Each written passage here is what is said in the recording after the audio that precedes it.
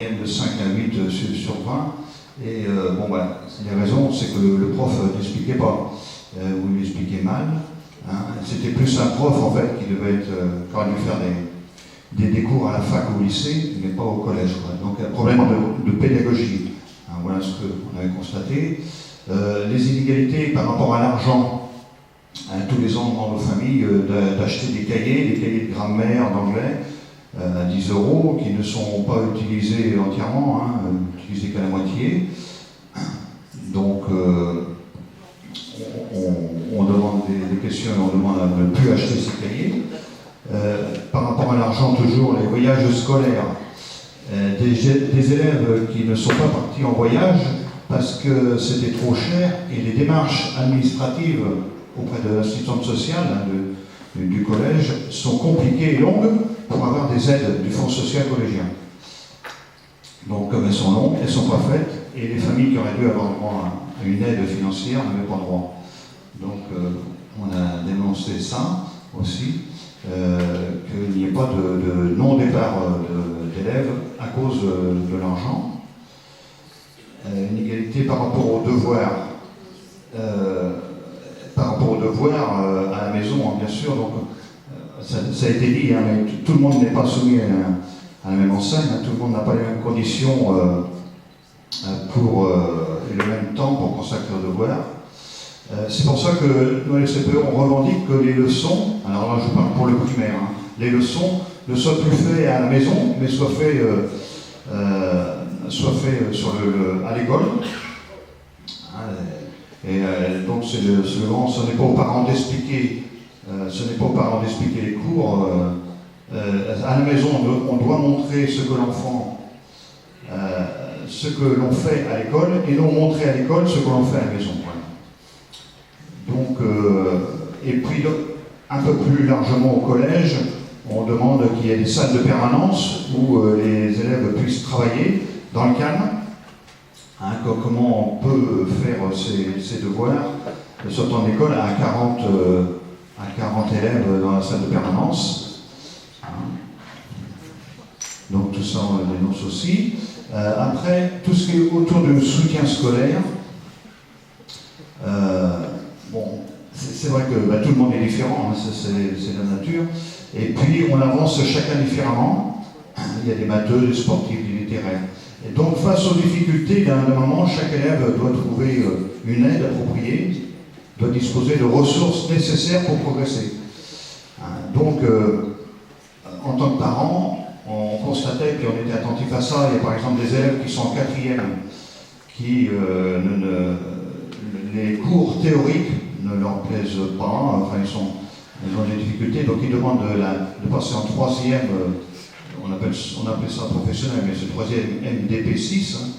Mais il n'y avait pas assez de place pour tout le monde. Donc il y a dans le collège où on était avec Georges, il y avait toujours 4, 5, 7, 8 élèves qui ne passaient pas dans cette 3e et qui restaient, donc malgré eux, en 3e général.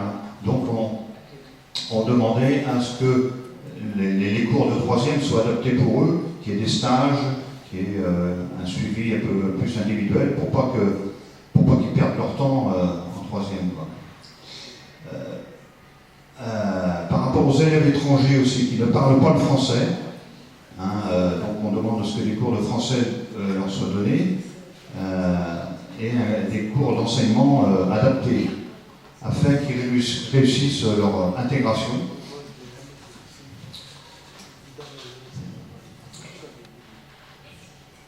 Et puis, autour du RASED, hein, bien sûr, hein, tous les élèves qui sont en difficulté. Le RASED est malmené depuis quelques années. Donc le RASED, c'est un cycle, hein, c'est un réseau d'aide qui aide, c'est des professeurs spécialisés qui aident des enfants qui ont des difficultés psychologiques, cognitives. Donc voilà, il y a eu pas mal de postes de supprimés. On demande à ce que ça s'arrête et que ça augmente pour répondre à beaucoup de demandes d'enfants qui ont des besoins. Les élèves décrocheurs, il y avait eu, c'est le centre de ressources de documentation pédagogique qui disait ça, Il y a 150 000 élèves qui décrochent au collège. Il y a 5 ans, il y en avait 110 000. Donc ça, c'est un phénomène aussi. Hein. Il y en a de plus en plus. Et puis, il y avait eu un sondage, 64% des élèves s'ennuient à l'école. Donc, la grosse question qui revient toujours quand on est parent, puis professeur évidemment aussi, mais comment motiver l'élève, comment l'élève peut être acteur de sa formation. Donc ça, c'est les constats que l'on fait. On m'a demandé de rester au constat, de ne pas dire les solutions, parce que c'est peut-être à vous de... Voilà, on va pouvoir laisser la parole du coup à Ghislain pour que la dernière demi-heure puisse aller aussi à vous qui êtes venus débattre ce soir. Donc si on veut laisser du temps au débat, merci. Bonsoir. Donc moi je suis enseignant dans le premier degré, hein, donc dans une école de Rosé, en quartier prioritaire, enfin, éducation prioritaire qui aurait donc de la politique de la vie. Voilà, je suis court, je pense qu'il y a plein de choses qui vont émerger de la salle. Donc moi je suis là pour témoigner plutôt des inégalités telles que je peux les voir et vivre dans une école d'un quartier d'éducation prioritaire. Voilà.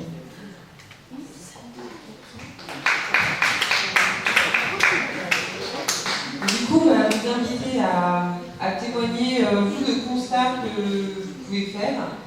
Sur les réseaux, les conséquences, un peu tout ce que vous avez pu échanger en table, Voilà. et par rapport à tout ce qui vient de ressortir, du coup, si vous avez envie de réagir, Et du coup, nos intervenants pourront réagir aussi à vos réactions.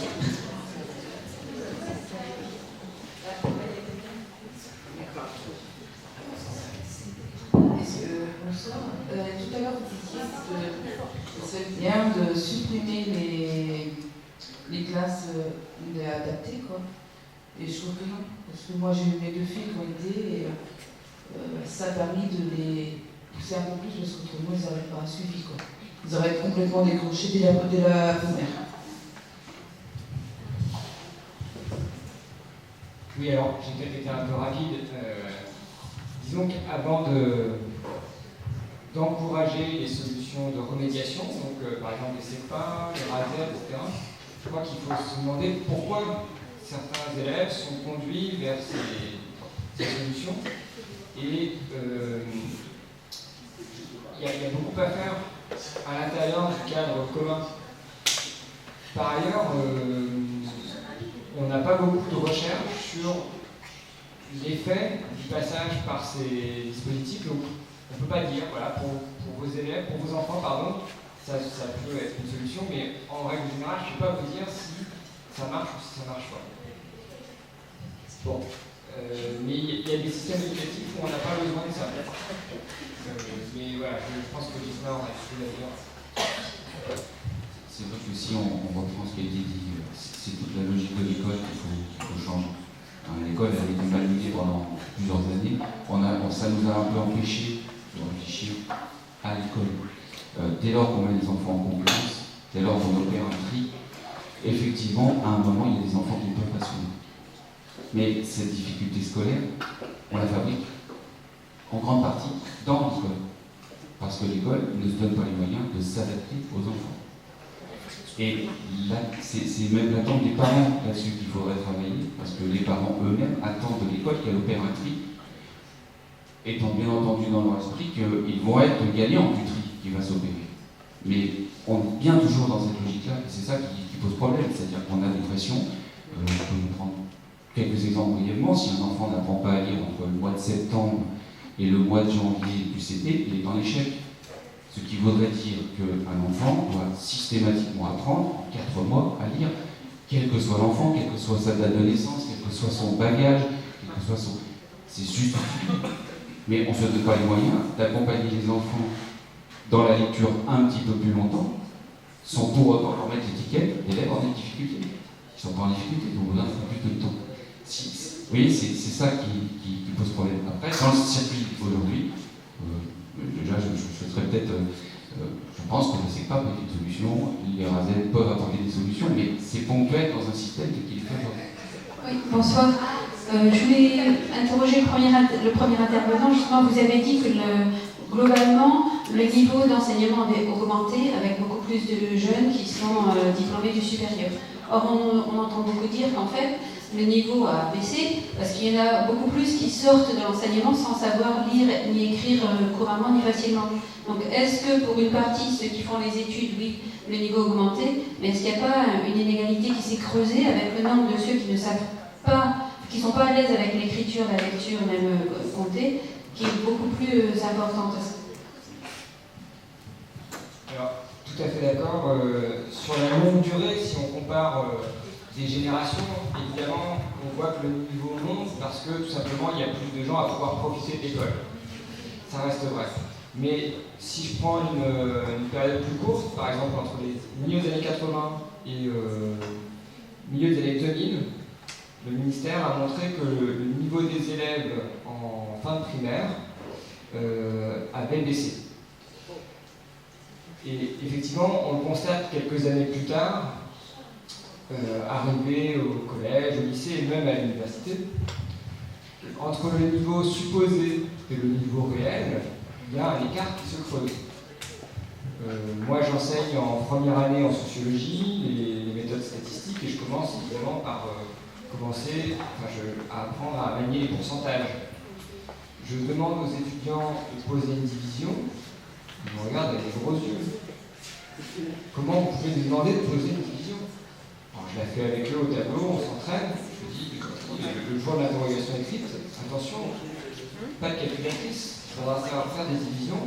Je ne prendrai pas des divisions trop longues et trop compliquées, pas de chiffres à la virgule, etc. Mais des divisions. On est à l'université en première année. Eh bien, il y en a qui me posent l'opération, ils ne font pas le calcul parce qu'ils ne savent pas. Et je ne vous parle pas de l'expression écrite. Les phrases sans verbe, les participes passés par le voilà. On a un vrai problème, effectivement, dans les bases, dans les fondamentaux. Ça ne veut pas dire que par ailleurs, nos élèves ne soient pas plus à l'aise sur plein d'autres choses.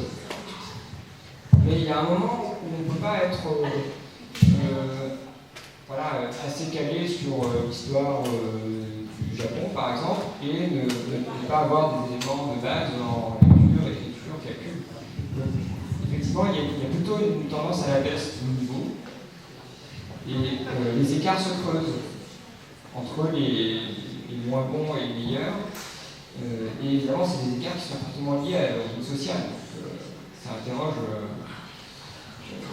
l'école primaire, hein, bien sûr.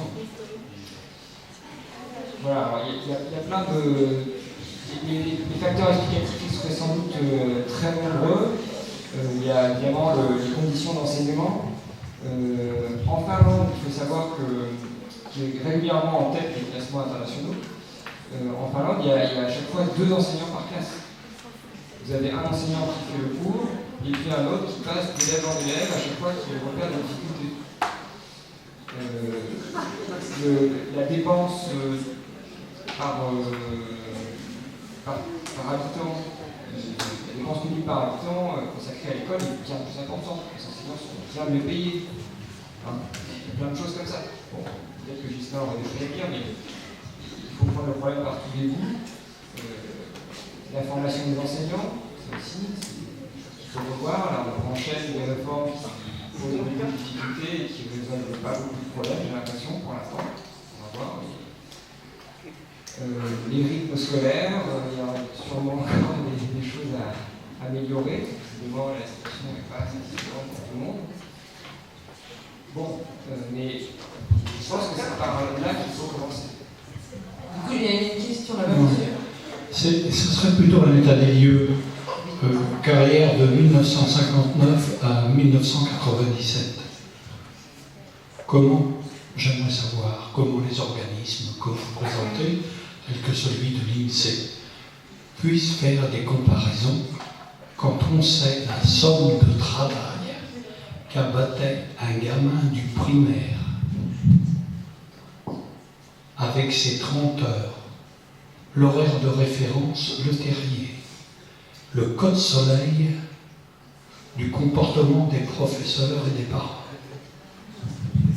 Comment peut-on comparer une classe du primaire où je disais, on s'épanouissait à 35-40, voire plus, Alors qu'aujourd'hui, on sait très bien que déjà, dans certaines classes du primaire, il vaut mieux ne pas tourner le dos aux élèves.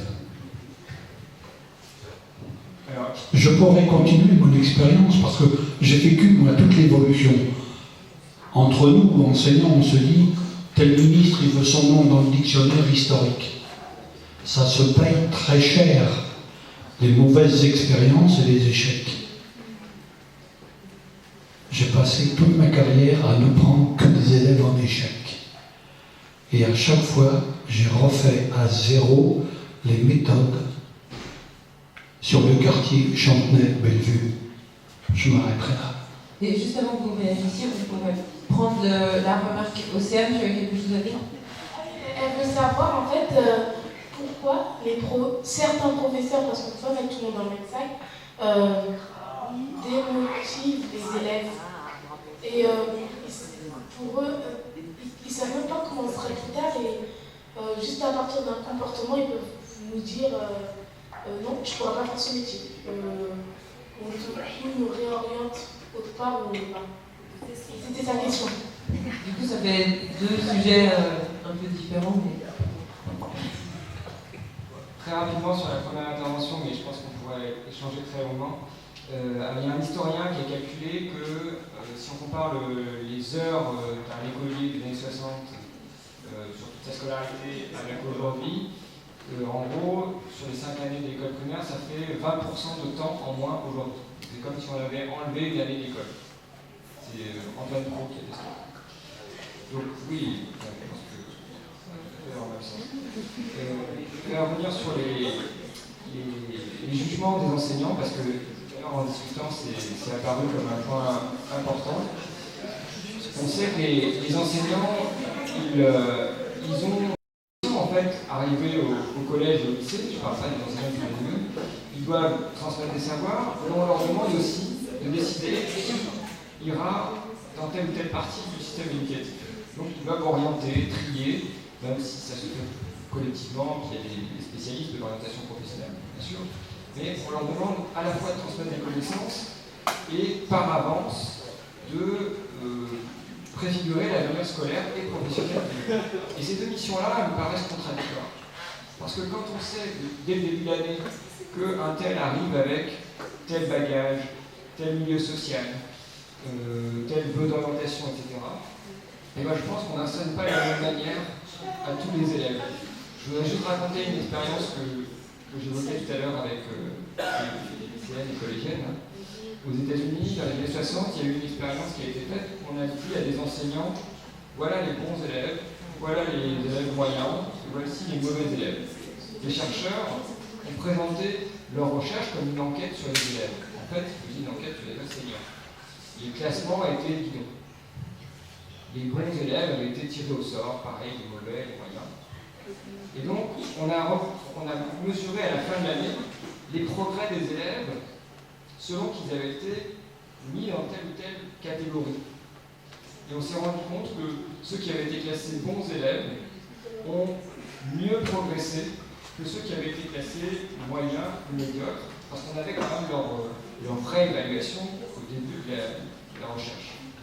Les chercheurs ont appelé ça l'effet Pygmalion.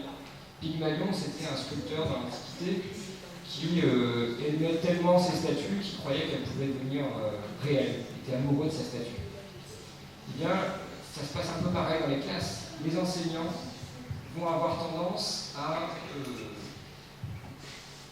idéaliser ceux qu'ils considèrent comme des bons élèves, les bons élèves potentiels, et avec eux, ils vont avoir les bonnes interactions, ils vont avoir des attentes élevées, il faut leur donner le meilleur. Et avec ceux qu'ils pensent ayant moins de possibilités, moins de potentiel, ils vont avoir tendance, je ne dis pas, là encore elle a raison, c'est pas tous les mêmes dans le même sac, c'est pas une généralité, mais ils peuvent avoir tendance à en attendre moins et en donner moins.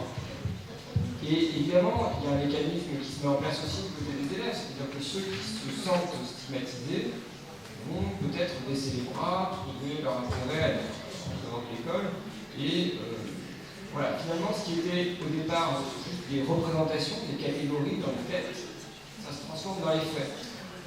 ça contribue à des inégalités d'apprentissage. Mais voilà, c'est pas pour m'en prendre au corps enseignant. Le système est fait pour ça, puisqu'on leur demande de répartir les élèves dans des catégories hiérarchisées.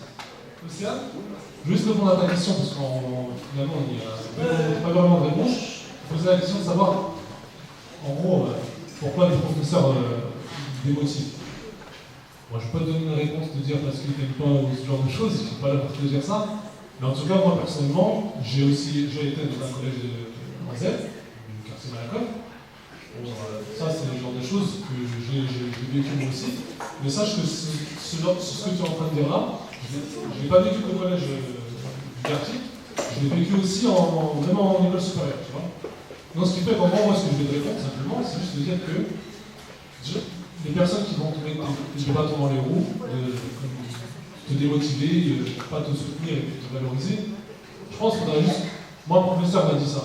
Il m'a dit, tu verras, quand tu vas avancer dans tes études, même dans ta recherche de travail, d'emploi, etc., tu verras des personnes qui vont venir, entre guillemets, et puis te mettre des bâtons dans les roues, ne pas te motiver, justement pas te faire en sorte que tu puisses avancer. Simplement, mets de côté ces gens-là. Toi, si tu as un métier ou quelque chose qui tient à cœur, vas-y, fonce droit, parce que si tu t'arrêtes à ce genre de personnes qui vont te dire ce genre de discours, je pense que tu n'iras pas loin. Toi, à partir du moment où tu as ton objectif, tu sais où tu veux aller, vas-y et t'arrête pas. C'est exactement ce qu'il m'a dit, tu vois.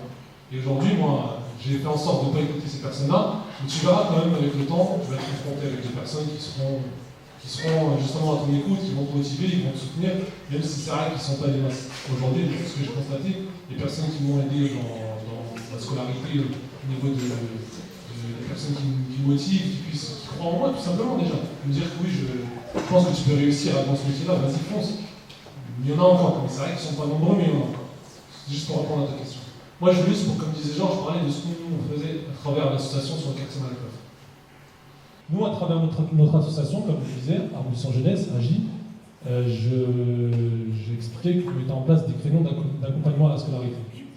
Alors, on a fait un bilan de l'année dernière du nombre de jeunes qui sont venus, qui venaient à l'accompagnement à la scolarité.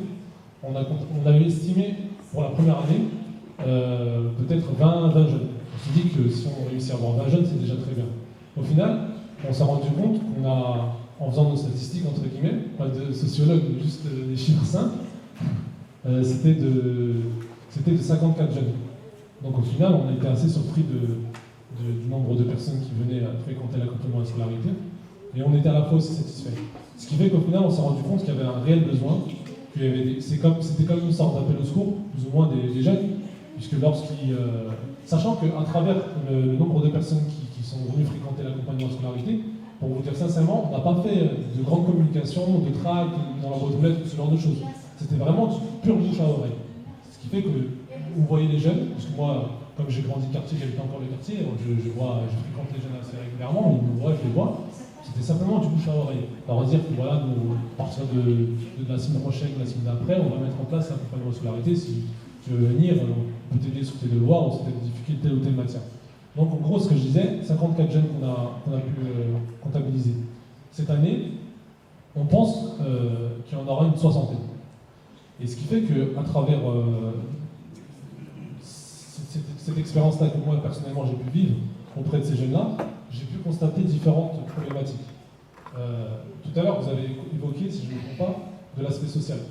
C'est-à-dire que, si vous me corrigez si je me trompe, qu'il y a une réelle, entre guillemets, importance, ce qui joue pas mal, c'est la primaire. Si on a de bonnes bases en primaire, souvent, il y a des personnes qui réussissent mieux, parce qu'ils ont réussi en primaire. Et que, si je ne me trompe pas, l'aspect social joue moins là-dessus, peut-être. C'est ce qui fait, entre guillemets, qui peut faire la différence. Donc moi, pour donner mon avis, dans l'environnement dans lequel je vis, et ce que je vois, entre guillemets, au quotidien, je pense que l'aspect social joue beaucoup. Que ce soit dans ma vie personnelle, comment j'ai grandi sur le quartier, et ce que je vois encore aujourd'hui. Moi, en tout cas, ce que j'ai pu relever comme problématique, et qui est en lien avec l'aspect social, je pense, c'est que l'environnement du quartier, en tout cas celui où j'ai habité, mais je pense que même dans d'autres quartiers c'est bien pire, si on remonte dans des villes comme Paris, etc., je pense que l'environnement joue beaucoup, parce que quand on est jeune, on vit dans un quartier en tout cas, honnêtement l'exemple qu'il y a, mais massivement, ça va être des délinquants entre guillemets. C'est pas la majorité, hein, mais c'est beaucoup ce qu'on peut voir. Moi, j'étais entre guillemets, comment j'ai grandi, je grandissais, et lorsque je sortais chez moi et que je regardais autour de moi, je voyais beaucoup de mauvais exemples. Et les exemples positifs, ils sont très cachés, ils ne sont pas du tout visibles. C'est pour ça que même à travers nous, notre association, ce qu'on essaie de faire, ne serait-ce qu'avec l'accompagnement à la scolarité, c'est que, pour parler des bénévoles, des personnes qui interviennent, ce sont des personnes essentiellement, qui habitent le quartier. Donc c'est-à-dire qu'on a des personnes comme moi qui ont grandi le quartier, qui ont entre guillemets leur situation professionnelle, qui ont réussi à se sortir correctement. On a par exemple un groupe de 5 jeunes filles qui ont eu leur bac juste l'année dernière et qui viennent, ils sont très actifs, je pense que c'est les plus actifs sur l'accompagnement à la scolarité. On a aussi des personnes qui habitent le quartier, comme je le disais, des personnes qui ont quitté le quartier, ils ont grandi le quartier une partie de leur vie, qui ont quitté le quartier, et qui finalement ils reviennent sur le quartier, mais dans le champ associatif. C'est l'exemple d'Ismaïl par exemple, où je me souviens quand il était revenu sur le quartier, parce que c'est vrai que sur le quartier Malakoff, il y a eu beaucoup de changements au niveau des rénovations, etc. Il ne reconnaissait plus le quartier, et puis même ça nous faisait entre guillemets plaisir de revenir, si je ne me trompe pas Ismaïl, de revenir sur le quartier et puis d'intervenir sur ce champ-là. Parce qu'il a entre guillemets vu l'environnement qui se déroulait. Donc, et aussi, la particularité sur le quartier Malakoff, c'est qu'il y a des personnes, enfin il y a des logements qui sont construits, donc des logements privés, et donc ce qui fait qu'il y a des personnes dans le genre du quartier qui sont nuit logées. Et la particularité, entre guillemets, ce qui moi je trouve que c'est une richesse au niveau de notre association, c'est qu'il y a vraiment de diverses personnes chez les bénévoles.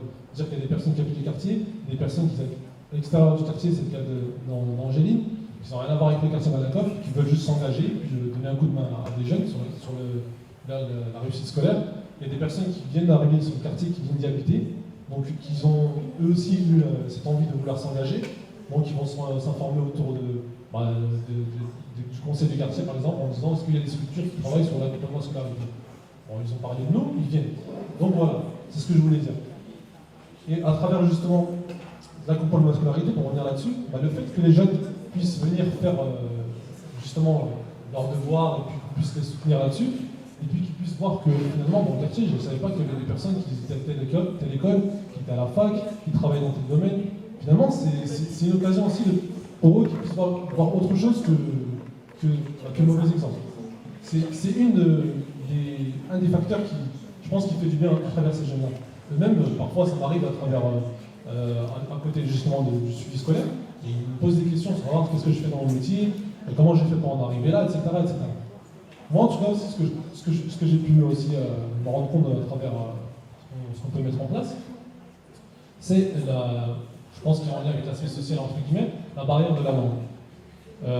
Pour vous donner un exemple, qui est plus ou moins concret, c'est qu'une personne, une maman qui est venue avec son enfant pour inscrire son fils. Donc, comment ça se passe? C'est simple. On leur dit simplement qu'il y a une fiche d'inscription à remplir, puis il y a une petite participation. Je vous dis, si vous voulez, vous pouvez remplir votre feuille directement ici, ce sera plus simple, plutôt que de la ramener chez vous, etc. Donc elle me dit, oui, je veux bien, par contre, je ne sais pas écrire. Donc tout de suite, je me suis dit, d'accord, il n'y a pas de problème, on va faire ça ensemble.